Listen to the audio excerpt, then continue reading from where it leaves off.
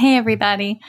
It's Michelle, and I am completely cup runneth over with joy because today I get to announce that Chasing the Swallow, Truth, Science, and Hope for Pediatric Feeding and Swallowing Disorders is 100% done and in publication, and you can check out your copy on Amazon.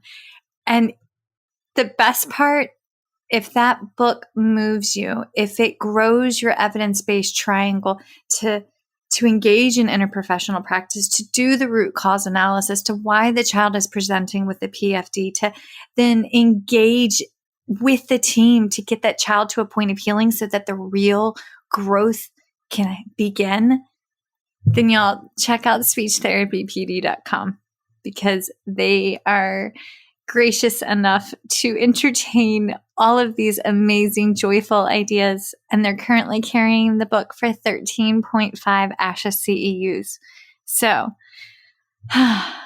thank you for being a part of the First Bite journey that led to Chasing the Swallow. And be sure to check out speechtherapypd.com for the 13.5 ASHA CEUs that accompany it. Happy learning.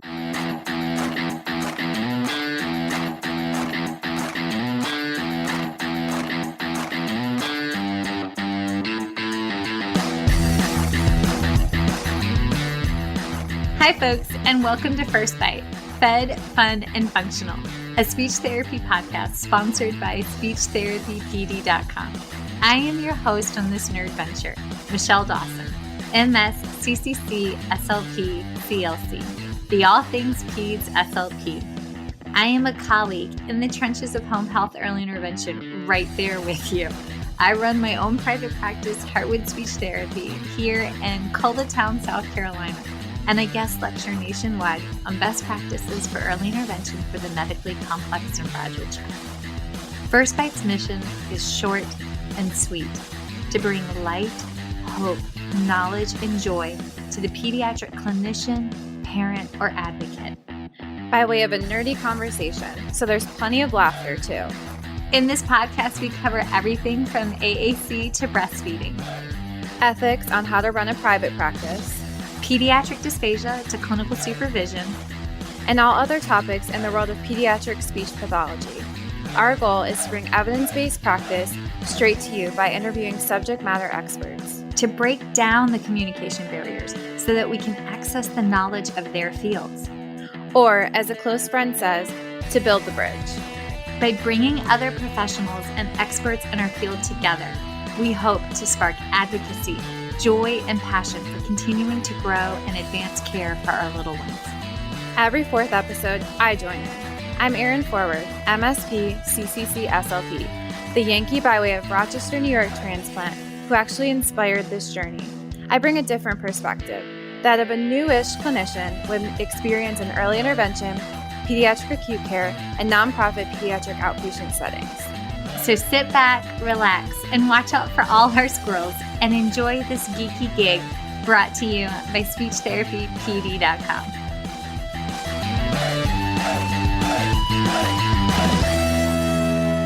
Hey, everybody, and welcome back for a topic today that is incredibly important to not only myself, but our guest speaker, the dynamic, amazing Jennifer Casteix. I totally butchered it. No, that was perfect. Okay, good. MSCCC-SLP. She is a phenomenal speech-language pathologist who has worked in the NICU, in the PICU, and outpatient settings at Tucson Medical Center and at Diamond Children's Medical Center. And she is also an associate clinical professor at the University of Arizona's Department of Speech, Language, and Hearing, where she teaches the Peds Dysphagia class. She's a fellow partner in crime and joyful volunteer with Feeding Matters and has been on the program planning committee for, can I get an amen, 3 years, and is a past president of the Arizona Speech Language Hearing Association and the current government affairs for ARSHA. But all of that to be said, she is possibly one of the kindest humans I've ever met. And when the pandemic broke and the world felt like it was falling apart and I missed my PFD people, I got to Zoom/FaceTime sip wine with her across the continent and check out her husband and hers. They have a homemade airplane in a garage. My boy thought it was like the coolest thing ever. And so she's here. So Jennifer, hi. Hi. Oh, that was the kindest and most wonderful introduction I think I've ever had. Well, you and George are absolutely perfection together. And I just, like, he was so patient. Like, you guys went through the airplane and showed them that. And it was like the closest to human contact my children had aside from me giving them like a front porch haircut for several weeks. So, And how often can you talk with someone who actually is building an airplane in their garage? Thankfully, it is flying. It's at the Ryan Airfield, but it was quite a journey. Yes. That's awesome. Okay, wait. All right. So I got to tell y'all how we met. Several years ago, I got asked to come out and speak at the Arizona Speech Hearing Association annual convention, which, if you aren't doing anything next April, so a casual 10 months away, may I suggest that you put it on your calendar, because this state convention is phenomenal. Also, correct me if I'm wrong, but isn't the director of education for your state a speech language pathologist? And that's like the first time that's happened? Our state superintendent for school instruction is a speech language pathologist, and she's our second speech language pathologist in that role. That is amazing. Profound. And Yeah. y'all, this is why we lean in and we engage in leadership activities and mentorship. And that's kind of how we're getting to today. But I got to tell you how I met Jennifer. She was helping me set up, or your lecture was right before my lecture, or something like this. And we met at the podium at the microphone, and you were introducing yourself, and you said, and I teach the peds dysphagia class, and y'all, I have no filter and social anxiety. And without thinking, it blew out of my mouth. I was like, please tell me you do not teach your students to engage in non-speech oral motor exercises and chewing on plastic things as an appropriate treatment protocol, because it's not evidence-based. And her mouth fell open and she goes, as a matter of fact, I do not. And I was like, I'm so sorry I said that, and I love you. So, yay for evidence.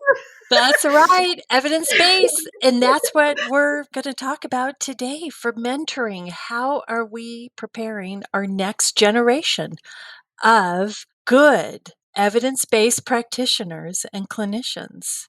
Yes. Yes. And folks, when we go this way, let me just preface this whole conversation with, even if you have a pediatric dysphagia class in grad school, that is a foundation. Yes. For going forward. If you didn't have a peds dysphagia class in grad school, say you had a couple nights, but you've taken a quote unquote course that certifies you as a pediatric feeding disorders, it does not. Our scope within the world of pediatric feeding and dysphagia goes from the NICU all the way through the LEA, the public school systems, inpatient, acute, cardiac, outpatient, home health. If you've taken one class, you have scratched the surface. So, no pun intended, be hungry here. Seek it out. Do what you can. Don't think that you've got one under your belt and it's a one and done. This is a lifelong learning field. Yes. So let's start. Yeah. So it's even how we frame it. So for my syllabus at the very top, I have to have my content and my expected learner outcomes. And I even state, the first sentence, this is a very basic, small introduction. And I think if we even begin framing there, here's your sip, but this is just a little bit. And please, please, please continue doing this. Continue going through education.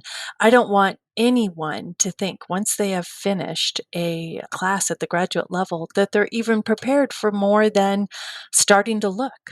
Yes. Look at that NICU baby. You may not be touching. But let's even talk about that. So right now, the last data that we have is from 2016. And at that point, only 21% of graduate programs actually had either a peds dysphagia course or substantial time set aside in the regular dysphagia course. That is terrifying. Yes. So let's unpack that. All right, 21%. So, what is happening in those classes? They are a full semester or half a semester. So, here, ours is a half a semester taken after a full semester course in dysphagia. Do they get basic anatomy, physiology of like the developing embryo in their dysphagia class, or is that reserved for the peds dysphagia class? We actually try to do it both. Okay, good. Because if we do it once, of course, no one remembers. And so then we're refreshing during peds dysphagia. It's a lot to pack into a class. So in the regular dysphagia class, and I also want to say, right now we're going to talk about prepping speech language pathologists who are going to become feeding and swallowing clinicians. I don't know what's happening in the OT world. I can only speak to speech pathology at this point. But in our situation, we're talking about development and embryology, and then what's happening as we start to see difficulties and evaluating and treating.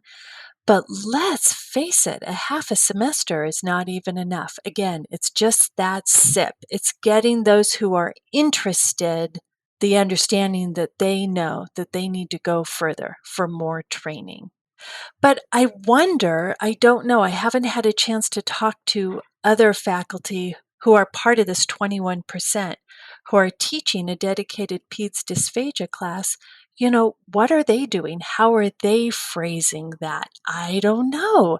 I think this is important for all of us to start getting together and talking how we are training this next generation.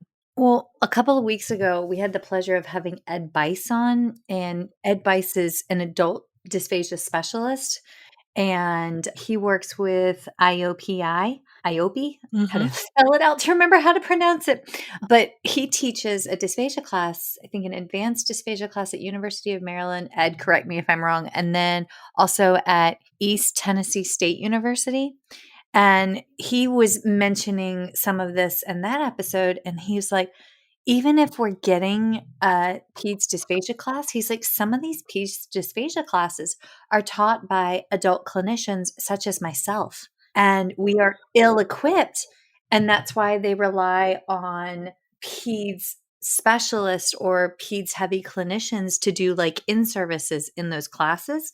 He's like, I don't treat infants. I've never been in the NICU. I've never done early intervention. I don't know that, but yet we're tasked with teaching that. Wow. There is so much to unpack from that. Yeah. Yeah. But that's scary because this is something that as soon as folks graduate, we're tasked with, hey, you can do this. Okay, so let's think about, we've got different aspects here. So first of all, let's think about how we're preparing adult learners. Yes. All right. So if we think about how adults learn, I'm not sure if your audience is familiar with Malcolm Knowles and his assumptions of adult learners. I don't know this person. Who is this person? So he is a psychologist who did quite a bit of research on adult learning. So he is the person who first started removing adult learning from pedagogy. So now we're talking about andragogy. I'm not going to say that perfectly. Children learn differently from adults. Okay. Now, as we think about our graduate clinicians as they're learning, we've got to think about how are we going to prepare them not only to learn what we are teaching them, but to think about being lifelong learners. So what do adults need when they learn? Well, they need self-directed activities. They need to be able to bring their experience into what they're learning. They want what they are learning at the moment to help them with their relevant tasks that they are dealing with at the moment. They want to solve problems. And they really are relying on internal motivation versus external. And, that ties into a lot of what's going on in behavioral economics. There's a lot of research right now on what incentivizes people to do the right thing, to stay with learning. And behavioral economists are finding that, well, there isn't a lot of external incentivization that is as good as maybe internal. And adults like that internal reason. They want to learn, it's internally driven because this is going to make them a better clinician. Mm-hmm. So as I start my course and as I'm designing activities, I'm trying to consider this. But I think it's so important as we take that brand new grad clinician and they move into their clinical fellowship year and maybe that year after, and maybe that's when they're starting to get that chance to go into the NICU or go into the PICU or follow that person to that home health to start. How are we best setting up that training for that person so they realize, okay, I'm going through this training, that 6-hour course is not going to meet all my needs. It's like, what are we doing? How are we setting that up? We also know that adult learners like to be involved in the planning of their training, and they do better when they are. Here, this next one, this is tough because we are dealing with tiny humans. And I get that from you, Michelle. I love it when you say that. And I say it all the time now. And it's because you say it. Experience with tiny humans, we have to be so careful. But new learners need to be able to experience that and maybe make a mistake. And where do we draw that line? It's like, oh my goodness, we know we learn from success, but we also learn from mistakes, but we don't want to make a mistake with our tiny human. Where does that balance come? Again, relevancy and problem oriented. So that's kind of as we think about adult learners. So whether we want to think about that adult learner in the classroom, or we think about that adult learner as they're just starting out and they're in the therapy room or they're in the hospital room or they're in the home. How do we set that up? These are the questions that keep me up at night. Yes, likewise. So, yeah. One of my other hats that I actually didn't share with you, but is a fun hat for me, is I am involved with the Tucson Festival of Books. And the Tucson Festival of Books is the third largest book festival in the United States. And we bring in about 300 to 350 authors every year to talk about their books. And I have the great pleasure of bringing in science, medicine, and technology authors. So I program 2 full days of authors talking about their books on science, medicine, and technology. Well, last year, I was able to bring in, this was virtually, Sanjay Sarma. And Dr. Sarma is the head of open learning at MIT, and he is incredible. So his book is called Grasp, The Science Transforming How We Learn. And for those of you listening, I have listed this on my list of references, so you'll see it.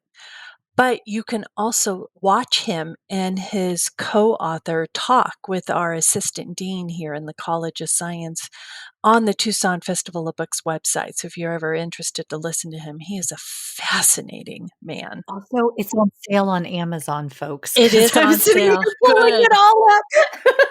It is on sale. So again, we just talked about Malcolm Knowles and how he's thinking about how adults learn. Okay, now we also have to think about what is actual learning. Like we just talked about what adults need to be ready for learning. This is how we get them ready. Okay, but what's the best way to learn?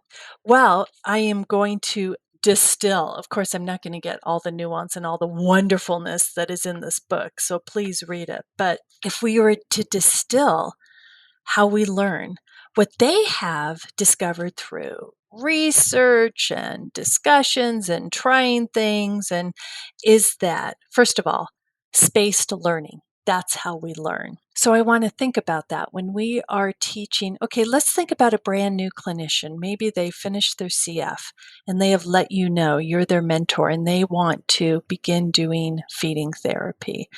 And let's think about how overwhelming it is. And you're going to break it down.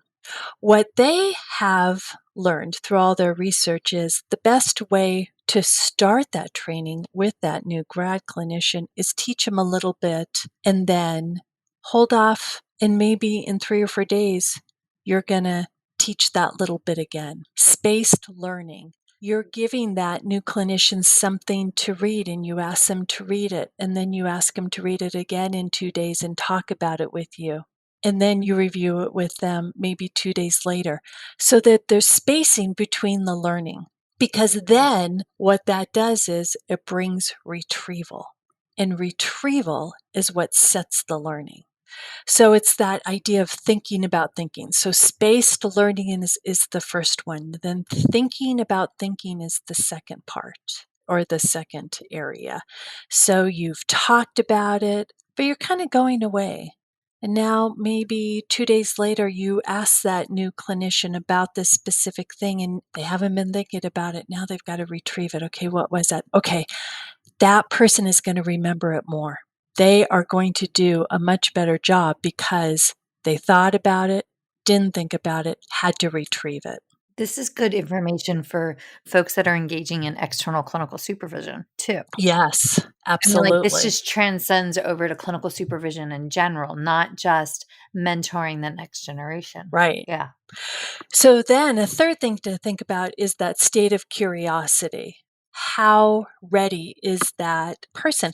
All right. You have this brand new grad clinician who has just had a 3-hour evaluation with a child and a mother who cried.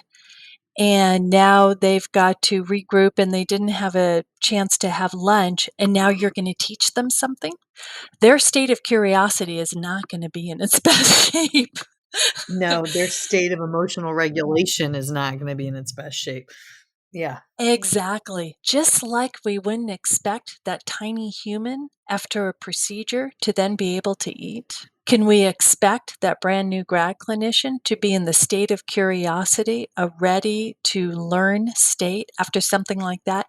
So let's just make sure they're in that good learning state of curiosity, mind and moment. Mm-hmm. And then the last thing is, so if someone is starting out, it's a new topic, task, idea, sometimes approximating, sometimes trying a little bit, and then diving in to the really deep meat of the matter is better. It's kind of like when we work with kids and let's say you want to teach them a new topic and they're going to do a paragraph about it. And you go, well, gosh, the title of our story we're going to read is this. What do you think it's about? So those kids are approximating. So we're getting them ready to learn. Well, adults can do that too. It's kind of, you're approximating. So what do you think this task of trying a new texture with this 2-year-old? What do you think is going to happen? Okay, now let's really delve into this. So that is in a very small, not nearly giving it all of the wonderful due it is due. And I highly recommend that book. My husband is going to be like, I can hear Mr. Dawson now. Another book. Like every time that we do a recording, we get another really good book recommendation. Of course. And then I offset it with all of my like joyful novels that just kind of like brain break, right? So yeah, on that note, I highly recommend Miss Peregrine's School for Peculiar Children because I love talking, like seeing all the characters evolved and their superpowers. So like grasp and magic. Yes. Go team. Absolutely. Because, let's think about this. What we are doing is hopefully absolutely based in science. Yes. But there's a little bit of magic in feeding. There really There is. is that magic in how are we bringing that child or that toddler or that infant into their readiness state so that they can do it. And I always like to go back to, the wonderful Stanley Greenspan. And I was able to go to one of his conferences on the work that he did with children with autism. And he would say that it's our job to woo the child to us. And I just love that. That's what we're doing. We are wooing the children to want to eat. We're wooing our students to come and do this with us in the best possible way. We're wooing families to, you can do this, family. And, we're adding that little bit of magic. Yes. And this is why we have the DIR floor time model, the child-led model, to follow their lead. Yes. And then, yes. So recently, I don't know if everyone here is a member of, or everyone listening, we're all here, are members of any of the SIG groups. But recently, so in 2019 and 2020, some really good survey information came out. So the first one was with SIG 13, and that was on speech language pathologists' perceptions of their preparation. Hang on one second. Folks, SIG 13 is the special interest group 13. That's for dysphagia. And it crosses the life continuum. It used to be adult heavy, but it does also include pediatrics as well. Sorry, I just wanted to, in case folks didn't know, and SIG 13 is run through ASHA. So it's one of the ASHA special interest groups, but I recommend you join it. Okay, continue. Sorry. There is great support information in that SIG. Well, they started looking at, okay, speech pathologists out in the field, how prepared were you and are you? And they looked at current confidence for providing dysphagia services.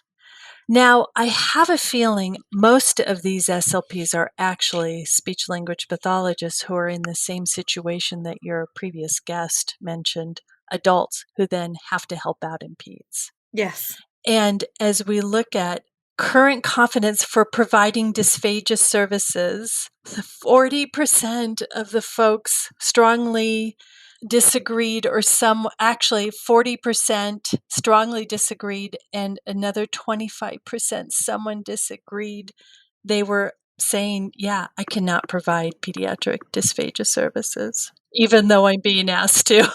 I know. And honestly, I'm almost more terrified of the ones that strongly agree and say that they can, and yet they've only had a class. I don't know which end of that survey makes me more concerned about the actual safety of that child that they're being called to serve. But yes. Yes. But of course, we are so grateful that SIG 13 is doing this and finding out. So then they went ahead and looked at, okay, for those of you who are in pediatrics, what's going on? And the folks that did get the PEDS training, two things I wanted to highlight. Recent graduates, so folks who had graduated less than 10 years did not have the breadth of continuing education for those who had graduated greater than 10 years. Now, a way to interpret that is, well, of course, if you've been out longer than 10 years, you have more opportunity for more training. What I wanted to make sure that isn't happening is, as I read this, was this because someone who has been practicing for less than 10 years, maybe had something at a graduate level, whether it was half a semester or a full semester course, did they think they didn't need any more training? Yeah. That question was not asked, but that's what I'm wondering. However, overall, for those who are treating in pediatrics, most said that they did not feel equipped with the knowledge and skills required. Only 9% really felt that their academic training helped them. So, it's where do we go from there? Now, unfortunately, we can't change all the curriculums there are currently 302 MS programs in the country. I'm sorry, how many? 302. So 270 of those are accredited, and 32, the remainder, are candidates for accreditation. Okay. So we can't go around changing 302 minus 21% of programs that already have it. We can't change that.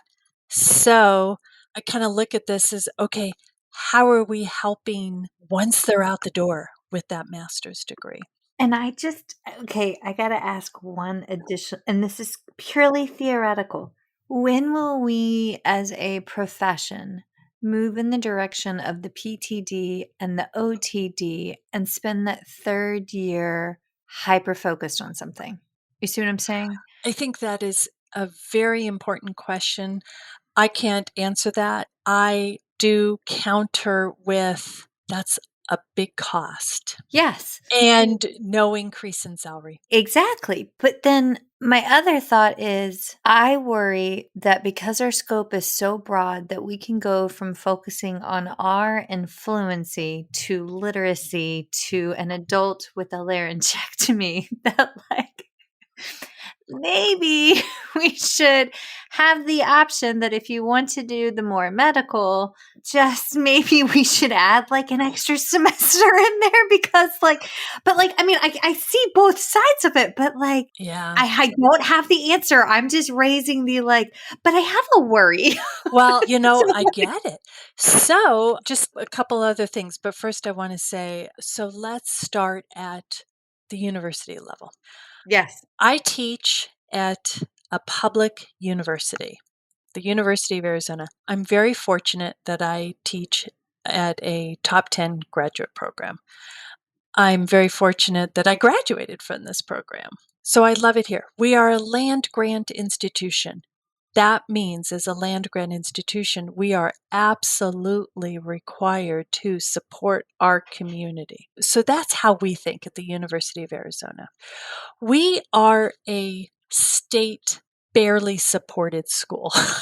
And what I mean by that is 30 years ago, the state, and this is across the country, this is not just us, but because I only work at one institution, I can only speak about my institution. But this is happening across the country. What used to be 40, 50, 60% of our budget was from taxes 30 years ago. I don't even know if it's 10% now. I have no idea. So much money has been cut by the legislature to support what we do. So that means that the university really has to look smartly at, what's going on. Our institution is also a Hispanic serving institution. We have absolutely dedicated our undergraduate work to help first generation students, Hispanic students, students of color, BIPOC. That is what we do. Love that. That means that professional degrees, there's not as much money to support. There is now an expectation if you attend a graduate program at one of the 3 institutions here in our state, Northern Arizona University, Arizona State University, or the University of Arizona, you're going to pay for it yourself. So your master's or your AUD, that would be the same as you get a professional science master's as a registered dietitian. It's the same thing. They're expected to pay for that. Med school, athletic trainers, all that, those professional degrees, the student has to take on many more of those costs. So now, if you understand that and we need to tack on another year, how many people are we keeping away from the profession? That's what I worry about. Yes. When we're in dire needs. Yeah.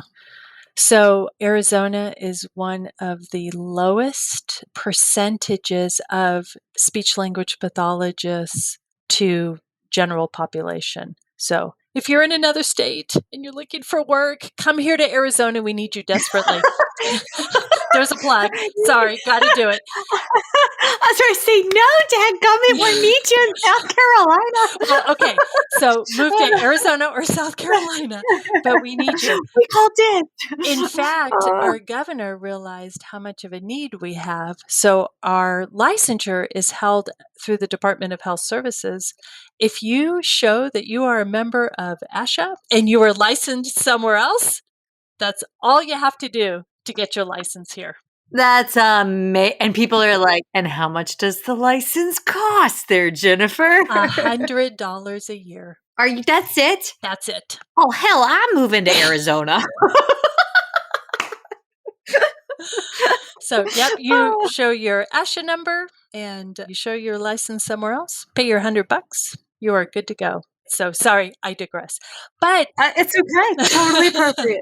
But I think it's important we really look at, both sides as we think about mentoring this next generation. How are we getting this next generation in the door in school? Yes. What's that cost? Okay, so that was as you asked your question, that was the first thing I thought of. And then the second part is, all right, I am, as associate clinical professor, my job is to get these graduate students through their 5 semesters, because of course they do stuff over the summer. All right, they're out the door. So I'm done. I don't do anything with that CF as my role as associate clinical professor. But should there be? So that's my question. What are we doing to kind of branch that continuing?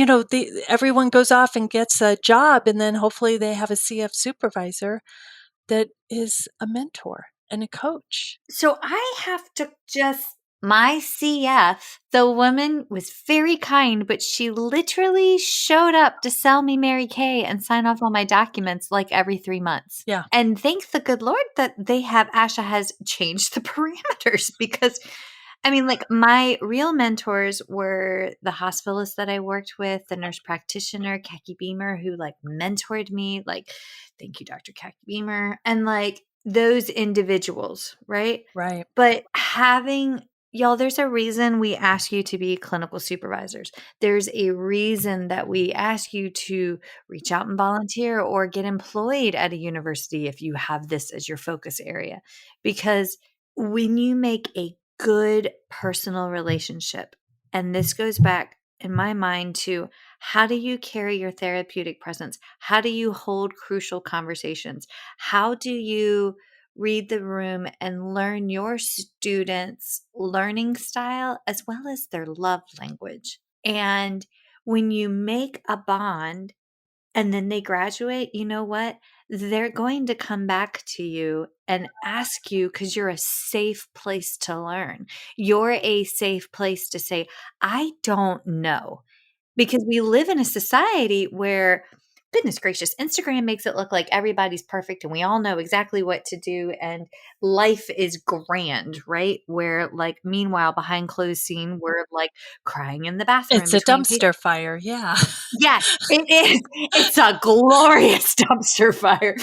Also, I may or may not have had my children on the way to school today. There's a random dumpster literally down the street from us. It's not attached to any building.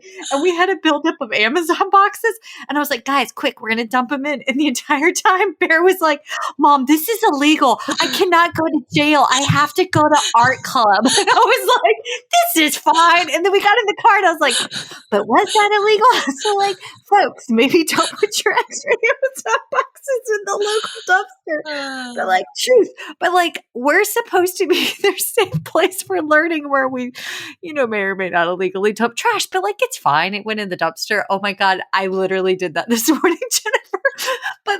But that's why you make a bond, because supervision doesn't end at the end of a term or when that student graduates. This is a done well. This is a mentorship that turns into a sponsorship, such that as you see that young professional bloom into their muchness in their career and they stand on your shoulders, they take the information that you taught it and then they make the profession better, that you brag about them in the other room and you say, wow, did you see what our sweet Erin Ford did years ago when she was our student? And now she's out there talking about play-based learning for feeding. Sorry, I'm bragging on my Erin there, but like, this is why we do what we do. Okay, so are we giving those students the training, the permission, the wherewithal to remember to reach out to us afterward? Do they think as soon as they have that degree in hand and they're off and maybe they moved out of state, are we letting them know, please come back to us? Please email with that question. Are we giving them the skills to develop that new bond with their clinical fellow supervisor? Are we, that's what I wonder. We've really kind of diverged from the whole feeding and swallowing aspect of all of this, but it all ties in. It does. Yeah. Yes. And I worry these past 2 years, if you've had to do much of your training online, have you developed that skill set to realize I need to reach out? Or have you developed that skill set to want to reach out and you're able to reach out? Do you have someone you can reach out to? I don't know. Okay, so Asha, thankfully, finally, 20 years after PT and OT did this, or at least PT, you now have to take a 3-hour supervision training before you start supervising. Of course, it's only one time. I would argue that that should be all the time, but Every time. it's not up to me. So we at least start doing that. But is that enough? And how are we developing that mutual mentorship and coaching? And, I don't know. How are we coaching? Do people understand the difference, being a mentor versus being a coach and in the trenches? I don't know. I'm asking a lot of questions. It's like I'm talking to my graduate students. If they were here, they would say, darn it, Jennifer, enough with the darn questions. Just tell me what to do, man. Okay, so actionable items. 1, I love, and I have not done it in years because honestly, I just haven't had the bandwidth because of other components that are on my plate, right? And I have small children. Right. Like, they're not as small as they used to be, but 7 and 9, we're in the throes of running club and soccer and piano, and good Lord Almighty, they want to add Boy Scouts in, and I'm not a camper, so like I'm not. Good luck, husband. Mr. Dawson, you are on deck. You are up. He tried to get them to sleep in a tent. He built the tent, and Bear looked at him. He goes, "Dad, there's bugs. Yeah. I'm going inside." I was like, "Yes, I claim that child." Oh, God help us. But anywho, there is a really good program called the Asha Step Mentorship Program. So if you're listening and you love pediatric feeding disorders, you can sign up for free. It's giving of your time. So you sign up and then they take your time through Asha for the Step Mentorship. And then they try to pair you with a graduate student that's interested in the profession that, like, what it is that you do professionally, which is really cool because if you have the bandwidth and you have the time, then that's a fantastic way to start that process of mentoring the next generation of student or younger clinicians, right? Another great option is actually serving as a clinical supervisor somewhere or volunteering to be a CF supervisor. Yes. I cannot tell you. So one of the roles here we all chip in is finding placements for our students. And you know what? We can't pay. No. We cannot pay, and it's every semester we are hopefully pulling at the heartstrings. And we are so lucky here in Tucson that we have so many fabulous men and women willing to step up and train. And we cannot run our graduate program without all of these volunteers. But it is hard. Yes. It is tough to do. And we are always looking for more volunteers. And I know this is across the country. We're always looking for people who are willing to share their time and talent. Yes. And honestly, I feel like that's how I tithe by volunteering activities. Like that's for me. Like that's like where I don't work on Thursdays and Fridays, and yet here we are working on Thursdays Yep. and Fridays. You know what I mean? But like this is fun. So come join Yes. our crazy party and take on a student, take on and be a CF supervisor. Go team. We're not paying you, but yay! Well, you're setting up that hopefully lifelong friendship, yes. interaction. Now, I cannot tell you how much I learned from these students. Oh my Yes. gosh, I am learning from them every day. I'm learning to try new things, try it in a different way. They're a lot less fearless than I am. I love that. I'm just talking general every day. I'm not talking feeding and swallowing. But another go-to would be Leadership Academy. Yes. The ASHA Leadership Academy has a lot of materials and supports and videos and activities for if you want to develop your mentorship and coaching skills. Because, of course, we want to develop that when we are working with that student or that CF or that new feeding, swallowing clinician person who you're going to maybe, share your caseload with. It's not only what we tell them, but it's how we tell them and how we're retelling them and how they're telling us, utilizing these ideas from GRASP. There's another book that I really like, but it's really geared toward academic classrooms, but it's still great. I use it all the time in all situations. It's by James Lang and it's called Small Teaching. Small teaching. Yep. And it's everyday lessons from the science of learning. And we actually use this throughout the College of Science. Actually, we use it throughout the university. We have faculty learning communities, and we are constantly referring back to this book. It is such a good book. It's pretty too. Yeah. Sorry, it's got a pretty little cover. Yes, okay. And it's also on sale. Okay, love this. I just keep adding stuff to the Kindle list and I'm like, yup. Sorry, Mr. Dawson. My apologies, Mr. Dawson. God bless America. Oh my goodness. So, okay, we've talked about adult learning and principles of adult learning and what adults need to know when they're working on their learning and they're thinking about thinking. We haven't talked about critical thinking. And, sometimes I feel like that's such we have to turn everybody into critical thinkers and, just throw them into this situation and they'll develop critical thinking skills. And just between you and me and the lamppost, I hate that way of thinking about critical thinking. So one of the first reports on critical thinking was the Delphi report, and that was out of the, I think, APA, American Psychology Association. I think it's out from them. And they looked at, okay, what is critical thinking? Like, what are the components? And it's analysis, evaluation, and inference.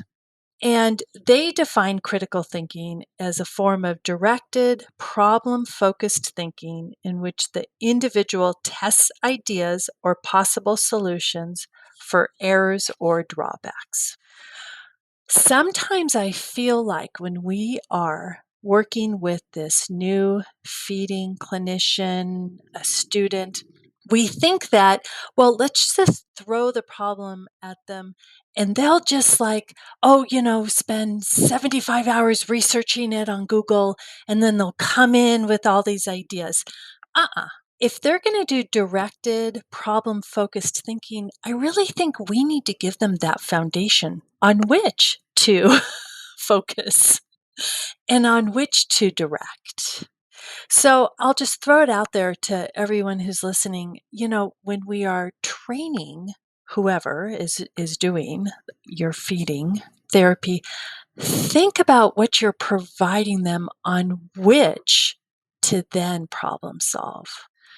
Are we providing that person enough of foundation so that they can say, well, gee, here is this evidence-based practice that my mentor told me about.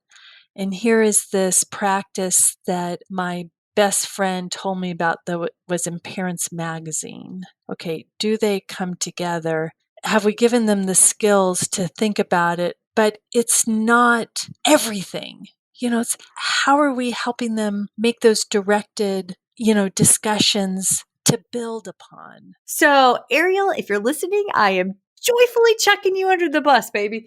Ariel was one of my grad students from the spring semester that concluded the tail end of April. And it was her very first off-campus clinical practicum. And she'd never worked with PFD and or AAC-SGD.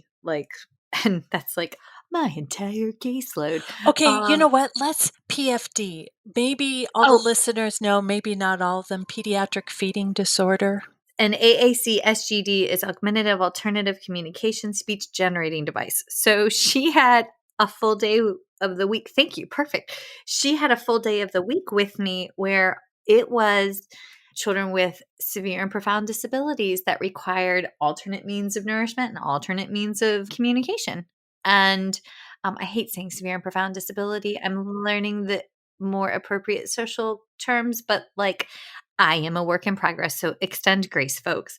But I would give her snippets, read this chapter in food chaining where we talk about pre-chaining skills, right? Not the whole book, just focus on these couple of pages, right? And also thank you, Sherry Fraker, excellent work. And then I also would have her ask on Wednesdays when we did rounds. Wednesdays we would have rounds at our private practice. And it's an OT, Jennifer, you're going to love this. It's an OT-led private practice. The founder is an OT. The team is almost all occupational therapists. There's only one full-time SLP and then myself and 2 other part-time SLPs. That's it. But it's OT-led, which I love the IPP here. And I told her, I was bring up this case. What are your concerns? And ask them. And the first time she was really hesitant to ask a question. But isn't that truthful for all new grads? Isn't that it's truthful for all of us. Yes. You don't want to be the one in the back of the room raising your hand, but I don't understand why. I mean, that's literally always been me, but social awareness, I don't have a filter. But it was so cool to watch her embrace her comfortability, this is the word I'm looking for, to ask the questions. Right. And to me, that's an evolution of critical thinking skills, is that first you ask a question, but then you start asking and modifying and tailoring how we're asking the question. Yes. It's you're peeling away at okay, but why could they touch the baby green bean last week, but this week they don't? What happened? What transpired in the last week that we're missing? Yay, well done, Ariel. Also, folks, she graduates and is eligible for her CF in May 2023. Just a little plug. Well, and if we unpack that, so you empowered her, you talked about something, but then this was a little later, so she had to retrieve that information. But she also needed a foundation on which to be able to ask the question. Yes. I hope that we don't miss that part when we are developing critical thinkers. We have to make sure they have enough foundation to be able to ask a question. Where do you even start with your question if you don't know anything? And sometimes I wonder if we kind of miss the boat there. I mean, maybe not. Who knows? Again, this is just me, my little corner. You have an excellent corner there, ma'am. It's an excellent corner.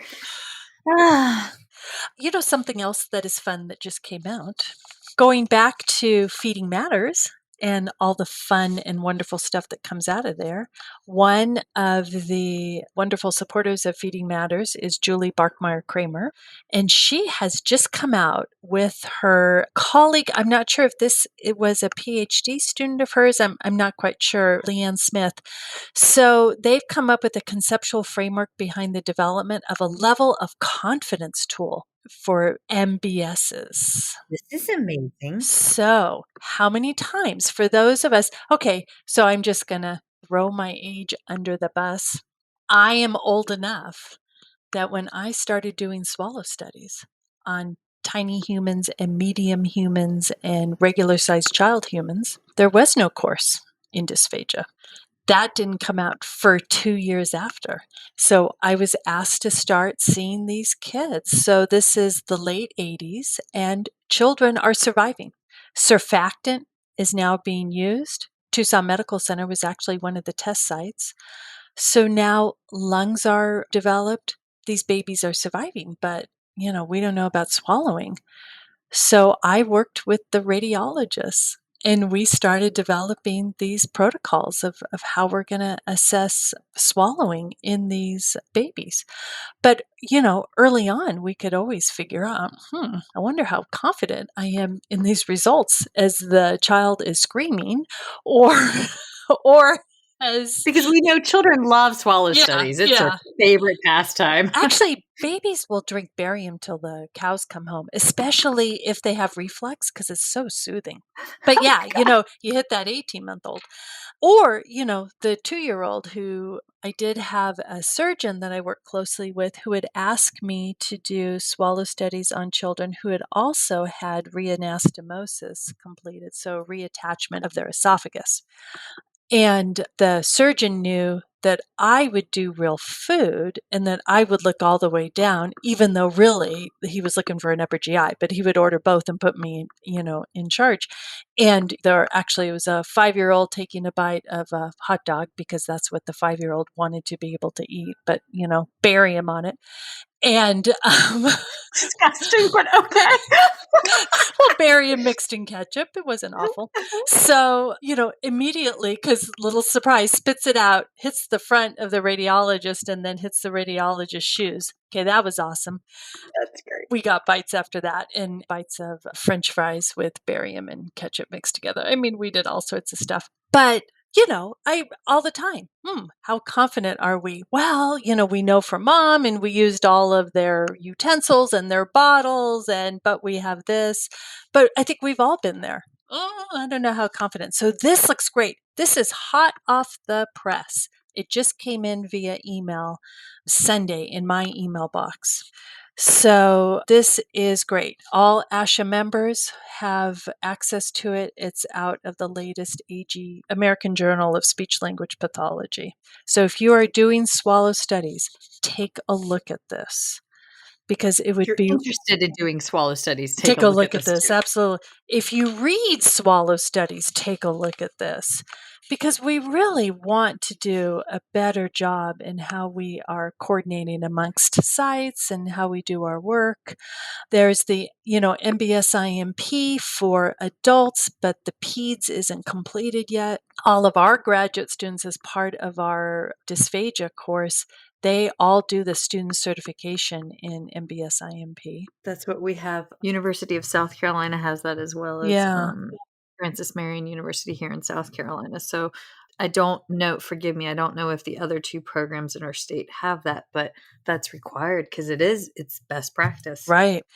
So this is exciting that this is out, and maybe we can look at continuity and how we're all naming things. And really, I wonder how much of us feel like, oh my gosh, if I am not certain, does that mean I didn't do it perfectly? Rather than I'm not certain because there was movement and I am, listening to 3 minutes of screaming, and then mom started to cry, and then, all the cascading effects that occur. How do we give ourselves grace? You just asked for grace, Michelle, previously. How do we give ourselves the grace to say, okay, this is not perfect, and here are some reasons why, and it is okay. So take all this information, feeding therapist, and let's use it to the best of our ability. Just on that note, remember, swallow studies are a moment in time. Yes. And so one of the things that I see newer clinicians cling to is that, okay, well, the swallow study said this. Like, yes, but was that an optimal morning? Did that kid have a seizure the night before? Was that child sleep deprived? Were they constipated and hadn't pooped in a week? Right. And so there's human variables as well as patient variables. And okay. I have one, folks, we're gone over yet again, but hang with us. So I have one other thought, and it's, we also, as on this side of it, as the supervisor, as the mentor, we have to show that we do not know it all, right? Oh, yes. I mean, we both are going to be attending the International Pediatric Feeding Disorders Conference. And you know what? I've been doing this for 33 years. And I feel like I know nothing. Yeah.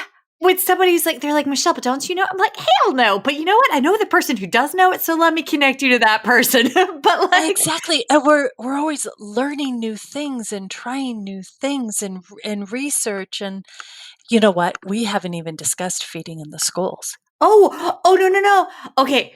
I promise I will come back there. Give me 2 seconds and I promise on my life I will come back.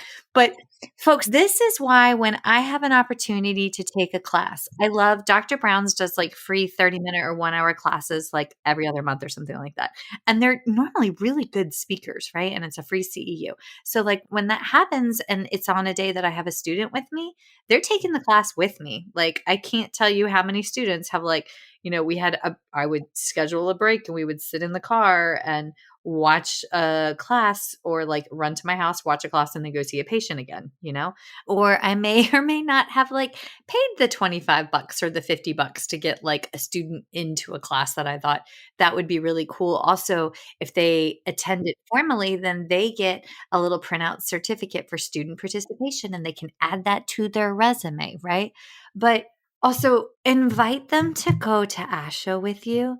This is the second year, and I've been fortunate enough. Dr. Memory Goza with chair of University of Alabama, and her specialty is tiny, tiny humans, infants, and working with them for acute PFD and some chronic PFD. She's chaired the pediatric feeding disorder inaugural track at ASHA last year, and I was fortunate enough to volunteer with her there. And then she's doing it again this year. And again, I got to volunteer with her this year. But I cannot tell you the amount of man hours that have gone into incorporating this into our National Association convention. So come to New Orleans and invite your students. And folks, if you work at a university, like this is a great initial fundraiser opportunity to get there. I mean, bunk, baby, like we can all sleep in like a room. I mean, maybe not with COVID, but like, we definitely have crammed a ton of humans into hotel rooms so that we can afford to go to these conventions. But like, invite them so they can learn alongside you. And to April, because it'll be 10 months next year. When is 2023 PFD? It'll be the 10th annual International Pediatric It will be. Feeding. And probably I'm thinking virtual again. Mm-hmm. I can't, don't quote me on that, but they're successful. I'm going to say probably only because it is international. We really are working toward getting attendees from all over the world. And we've got 30 or 40 countries that were represented this last April. So yeah, it is very amazing.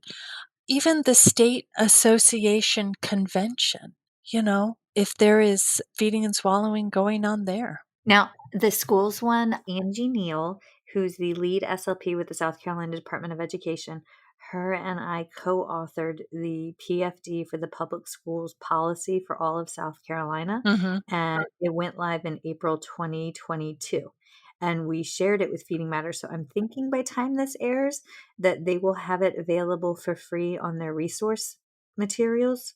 Nice. So that Take Our Brains, Kristen West, thank you for reviewing it. Dr. Tessa Gonzalez, thank you for reviewing it and editing, and take it and make it better, make it yours, put it in your state. And then that's just a joyful plug. Right. This is why we do things. That's make right. it good, make it free, make it better, put it out, baby. Yep, absolutely. Because, over 50% of all SLPs work in the schools. Yes. Children, tiny humans, and medium-sized tiny humans and larger tiny humans all go to school. Yes. And their dysphagia and PFD follows them. Exactly. It doesn't just miraculously stay outside of school until they're done with school. And then, no, it is with them. So how are we supporting those school SLPs, which SIG 13 did another survey. They were very busy. Survey of school-based SLPs. And this, to me, was really telling. So they asked, what is the number one barrier for you to be able to do this in the schools? And for those who felt very uncomfortable for doing it, they're just not doing it, they said preparation. Yes. The folks who were just mediumly, yeah, I really am not, preparation. Otherwise, it was time. For the folks who, okay, here we go. Sorry, comfort level. That was the variable. Let's get a little more technical. So for those who are very uncomfortable, the number one reason was preparedness. For those who were somewhat uncomfortable, preparedness. For those who are neutral, preparedness. For those who feel comfortable, time was their biggest problem. But ASHA is supporting this. This is part of IDEA. We have to make sure that school principals, school superintendents understand this. This is a part. So, that's actually, I don't talk a lot about fees in video swallow studies. I mean, I do, but my colleague who teaches the adult course, Kathleen Casado, who's incredible, they do a lot of that. So I kind of look at, okay, I've got 20 people sitting here. I know at least 10 of them are going to be in a school setting. What can I do to help them? So I really, I'm looking at how am I going to prepare that person who's going to do home-based services, clinic-based services, and school services who may not be doing that swallow study, but they've got to read the swallow study and then apply it. And they are not prepared. This survey was done in 2020. It's brand new. Yes. And we're not ready. Yeah, our SLPs are not feeling prepared. So again, how are we, I'm going to go back to, how are we utilizing best adult learning strategies? How are we making sure that we are addressing the way people learn and spaced learning and thinking about thinking? How are we giving them those little basic foundational things so then they can think critically about it and ask the question, and then giving them a little bit more so they can think critically about it and then ask a question? How are we doing this for our new next generation folks? There we go. Okay, folks, we could go on and on and on because this is something that we feel really passionate about. But at the end of the day, we need boots on the ground. Yep. Or heels. I mean, I can't wear high heels, but that would work too. But we need y'all to join us and actually put forth the time and your talents to mentor our future, because they're needed in literally every single facet that we work in. Yep. Jennifer, somebody here is going to have a question for you. How do they reach you, honey? Can they email you? Absolutely. They can email me at my last name, Casteix, Casteix, at arizona.edu. Beautiful.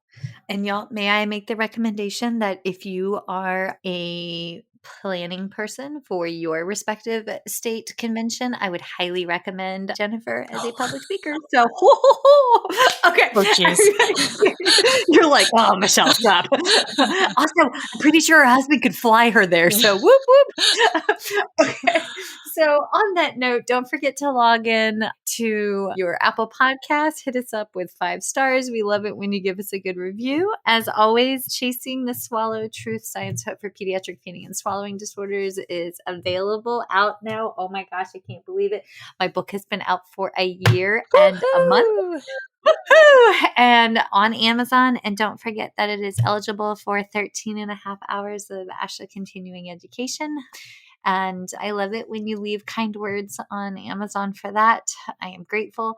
And y'all, thank you for joining this amazing dysphagia month. This is a month that is near and dear to all our hearts. So thank you for tuning in, and have a happy Dysphagia Awareness Month, everyone.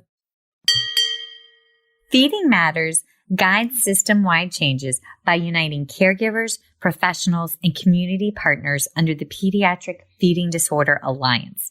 So what is this alliance?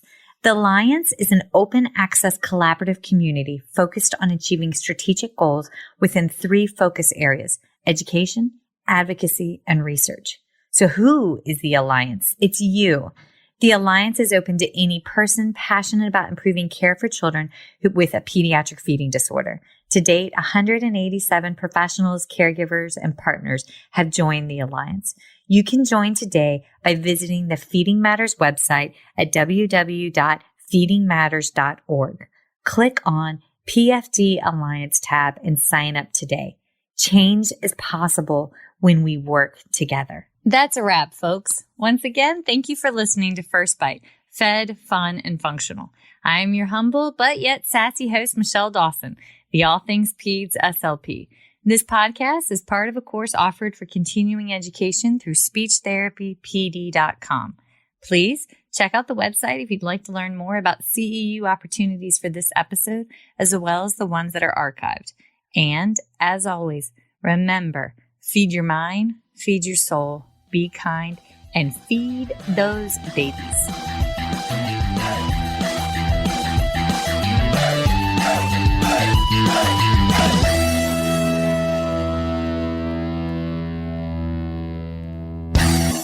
Hey, so it's Michelle Dawson here, and I need to lay out my disclosure statements. So if you ever wondered how bad my ADD, ADHD, and lack of sleep Monday through Monday actually is, well, here you go. These are my non-financial disclosure statements. I volunteer with Feeding Matters. I'm a former treasurer with the Council of State Association Presidents. I'm a past president with the South Carolina Speech Language Hearing Association. I am a current member of both ASHA and SCISHA. And for this year, for 2021, I volunteered for the Pediatric Feeding Disorder Planning Committee for the ASHA 2021 convention. My financial disclosures.